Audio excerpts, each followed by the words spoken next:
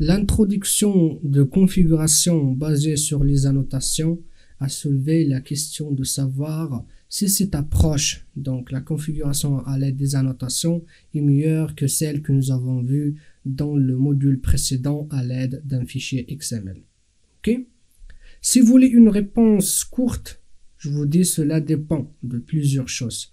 Et si vous voulez que je vous détaille, donc c'est l'objectif de ce diapo.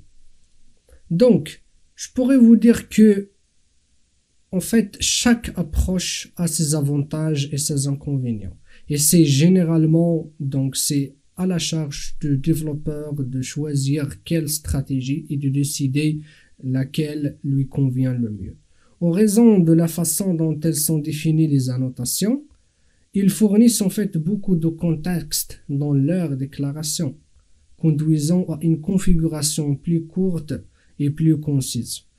Et surtout, vous allez sentir ça quand vous avez un grand projet, si vous faites en fait la configuration à l'aide d'un fichier XML, le fichier XML il devient très grand. Par contre, les annotations, chaque classe ou bien chaque entité, il a ses propres annotations.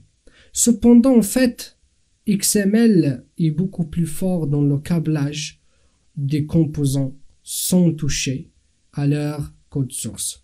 Autrement dit, quand vous faites en fait l'injection de dépendance ou bien l'inversion de contrôle, donc vous touchez juste le fichier XML sans toucher le code. Et cela aussi sans les recompiler parce que les annotations parfois elles demandent la recompilation. Donc certains développeurs préfèrent avoir le câblage près des classes, tandis que d'autres soutiennent que les classes annotées ne sont plus des objets ou bien ce qu'on appelle des projets. Donc on a aussi que la configuration à l'aide des annotations devient plus en plus décentralisée et plus difficile à contrôler, surtout avec un projet aussi très grand. Donc on va se perdre aussi entre les classes et ça rend aussi la tâche plus compliquée. Ok?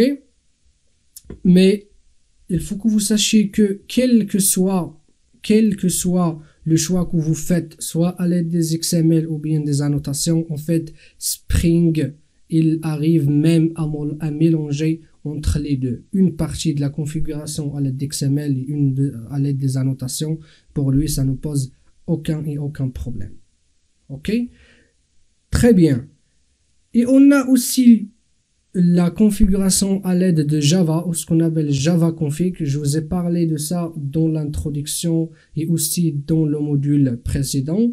Donc ça, c'est le troisième type de configuration. Et ça, en fait, ça va donner aussi donc un plus pour les annotations. Pourquoi? Parce qu'en fait, elle va jouer en faveur des annotations et va aussi en fait permettre d'utiliser les annotations sans en fait modifier le code source de notre logique métier. Ok? Très bien.